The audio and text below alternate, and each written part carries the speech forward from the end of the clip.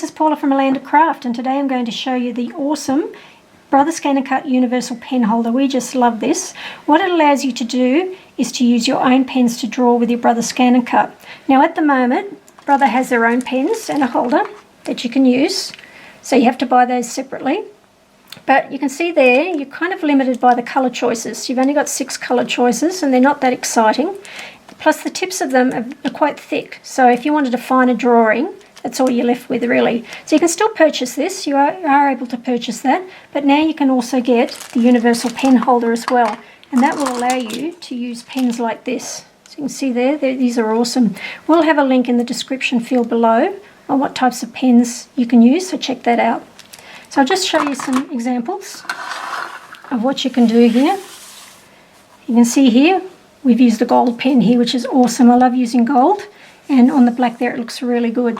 And I've used green gel pens here and a black one here. So mostly gel pens we use, they seem to work really well.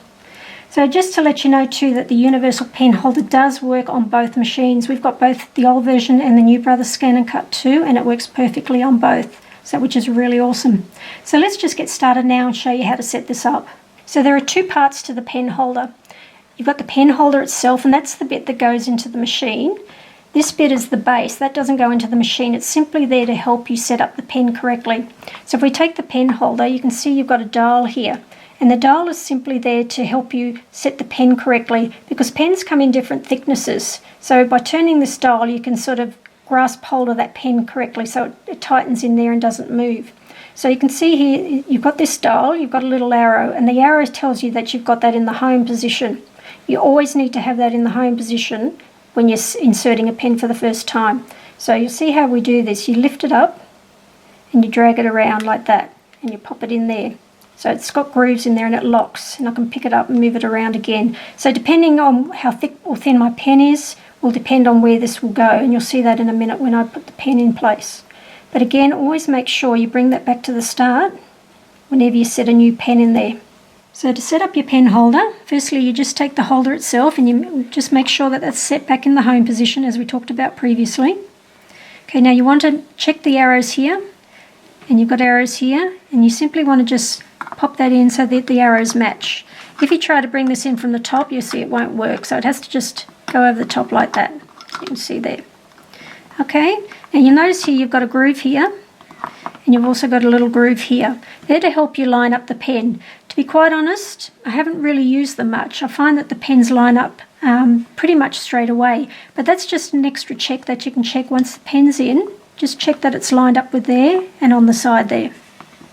Okay, now you need to grab a bit of paper now, the paper that you're going to be drawing on. This is a sample bit of the paper. It's just a little square, so you just cut yourself a little bit of that and you pop it in here. The reason you do that is because you might have different thicknesses. So cardstock will vary in thickness, for instance, so you want to make sure you have the right thickness so that the pen is set correctly. So simply pop that in there like that, and I grab my pen, take the lid off, and this is where it becomes tricky. So we think this pen tool is awesome, but the design is not that great. It could be improved upon because it can get a bit fiddly trying to hold everything in the one go. But let's see how we go. I tend to just want to hold it like that.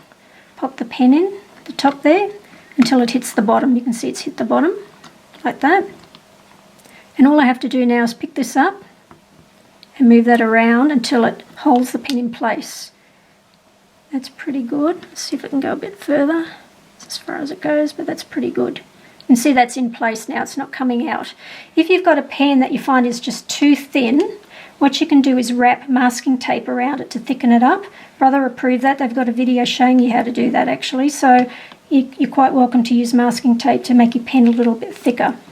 So once that's in place like that, you can take out the pen and you're ready to go. We can go and pop that into the machine now.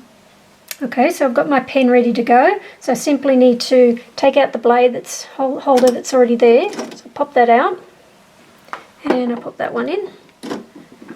And pull the lever down and we're ready to go. So I've got my image already on the screen, as you can see here. And the only other thing I really want to check is my settings. So I come to the settings button here and scroll down until I see draw speed and draw pressure. Now we've been using 3 for the draw speed and draw pressure 0, and they seem to be working really well for us. But you might need to adjust depending on the pen. Okay, go OK, and we're ready to go.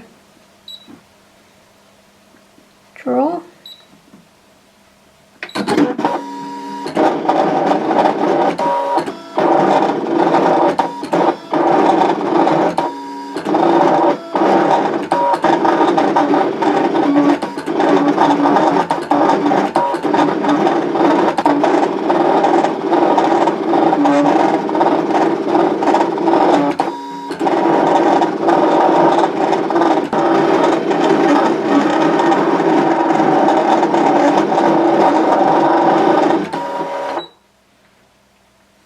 Just eject that now, and look at that, isn't that awesome?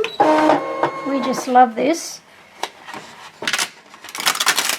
There you go. So I'd go and probably fill that in now with my Copic pens. Really, really awesome. So if you enjoyed this video, please give us a thumbs up and subscribe to our channel for more Brother SCANNCUT tutorials.